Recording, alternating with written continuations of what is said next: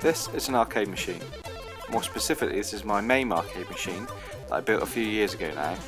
It was built so I could play loads of different arcade games on one machine. It can play Model 2 games by Sega from the mid to late 90s. It can play console games like Sonic the Hedgehog, it can play Super Nintendo games, etc, etc. It's also got a Dreamcast inside of it, which allows you to play more modern games like Soul Calibur, etc. It has a beer fridge, which is, well, why wouldn't you have a beer fridge in an arcade? It can also play PC games like Street Fighter 4. So the reason for that is because it's basically a PC inside a wooden box that looks like an arcade machine. So on some of my videos you've probably seen this, and it was videos I recorded of this machine were in my flat, and like I say, the reason I had this was to play as many as I wanted to, many games as I wanted to, with the limited space I had. My wife and I bought a house about a year ago or so, and as such I've now got more room for arcade machines.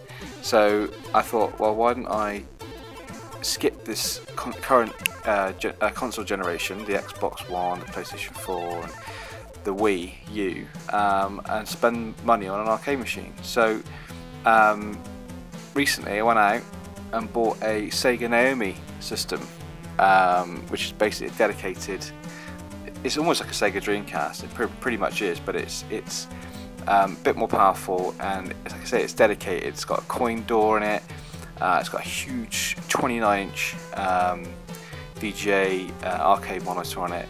I love it, it's brilliant. It's got Samurai joysticks for beat 'em ups and things like that. So yeah, it's a brilliant arcade machine.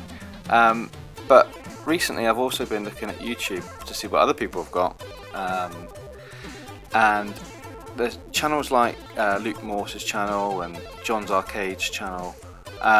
They've also got dedicated machines or PCBs of classic arcade machines, especially John's Arcade, which if you've not been and seen John's channel, go and watch at least 3 or 4 of his videos on there. They're brilliant. I can't wait till the videos come out on Sunday. I always go onto YouTube, have a look at them, like them, usually comment on them, some stupid comment that no one responds to, but yeah, his channel is brilliant. Go over and watch it if you haven't done. He's the reason why I'm making this video now. He recently restored a Pac-Man machine, a cabaret version, and I'll put a link into the description below of some of the restoration videos, and that's what's inspired me to do this video series. I want to build a Pac-Man cabaret version from scratch. I've seen I've put a couple of comments on forums, and they said, why don't you buy one? Well, and I'll put some pictures up in this video. If you want to buy a classic arcade machine in the UK, you're looking at least £1,000, really. I think sometimes you can get it cheaper from places like UK VAC. Maybe you're looking at maybe about sort of 600 or 700 quid, but if you go onto eBay, they're about £1,000. I only spent about 250 quid on my Sega Naomi machine, which is not too bad. I had to get a new monitor for it as well, but all in all it's not too expensive. But yeah, £1,000, or between £700 and £1,000 for a classic arcade machine, I'm never going to be able to get that. My wife's just going to say no. So I had a brief discussion with her, and she said, well, why don't you build one? And seeing as I've built a main machine before, I thought, how hard can it be? So like I say, in this series I'm going to build a Pac-Man cabaret machine from scratch, and hopefully it won't look too terrible at the end. So let's get started. Okay, to start with, I wanted to get the measurements, obviously, for the sides of the arcade machine. Now, to do this, when I did my main machine before, I used SketchUp, which used to be made by Google, is now owned by someone else. But anyway, it's a great little tool. You can make 3D models.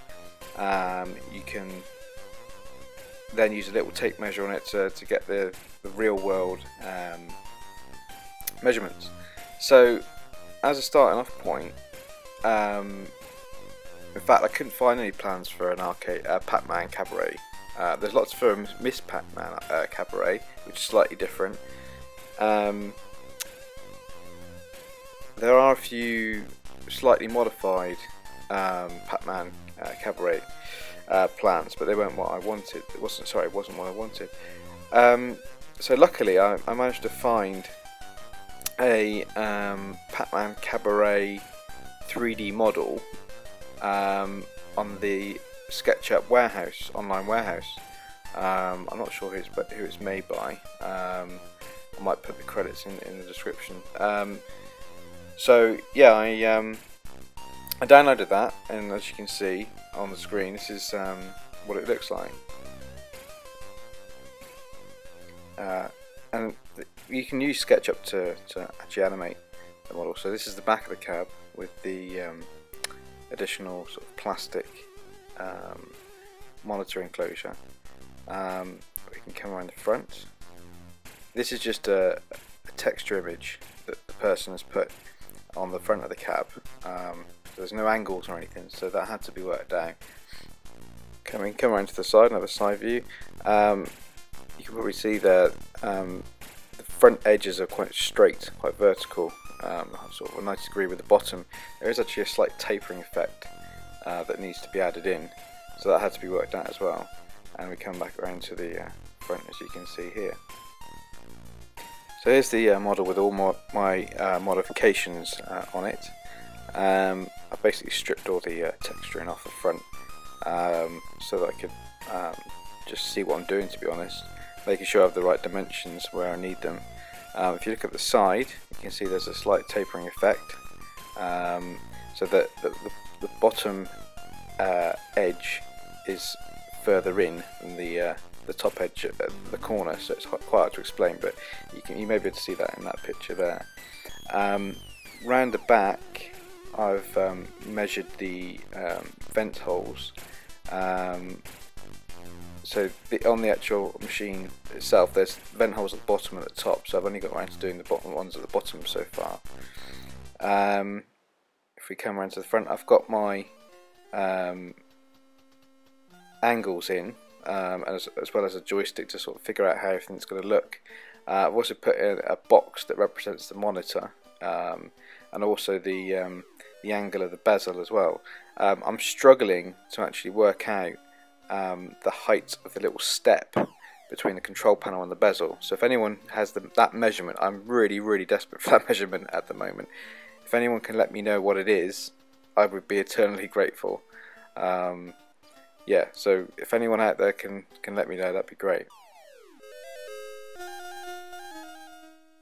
I also managed to grab a model of a Midway coin door that fits on front of a Pac-Man from the 3D warehouse. I just shoved it on there really to figure out where it's going to sit and sort of the relative sizes of everything. So I need to somehow get a hold of one of them at some point. So I think probably have to import it from the States for probably about 30-40 quid, hopefully not too much, but the postage and packaging is probably going to cost a bit as well, so we'll see how we get on with that. If anyone has any spares or knows of anyone that I can get hold of one, let me know, that would be great. So once I'd made my modifications to the original Pac-Man cabaret model, I was then ready to sort of implement those measurements onto a piece of wood. So I used the tape measure tool in SketchUp to get those, and then translated those onto a piece of wood, and then we'll get onto that part of the video now. Okay, originally I wasn't going to include any of the cutting or any sort of technical bits of the build or any failures or anything like that.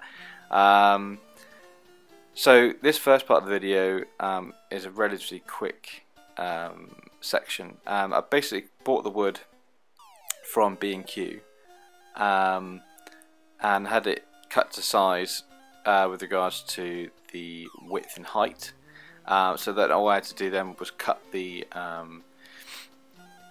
slant, the curve, and the two top slants of the machine, so that they'd be pretty straight down the sides and along the bottom.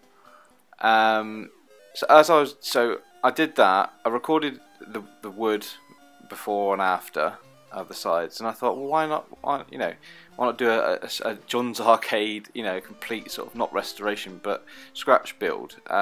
So after this video here, I went into more depth. I basically recorded everything I did with a better camera. This was originally recorded on my phone, but I've got a digital camera which I recorded the rest on. So I'm doing a voiceover for this bit, but for the rest of the series it's going to be me just babbling on while I do some crappy woodworking. Right, so that's the end of this episode. The next episode is going to be finishing off the two sides. I basically need to put the tapering effect on the front edge of the sides, and then think about cutting the base, and then maybe think about gluing that to the bottom, but that may be over 1 or 2 episodes, I'm not sure yet. So thanks for watching, and see you soon.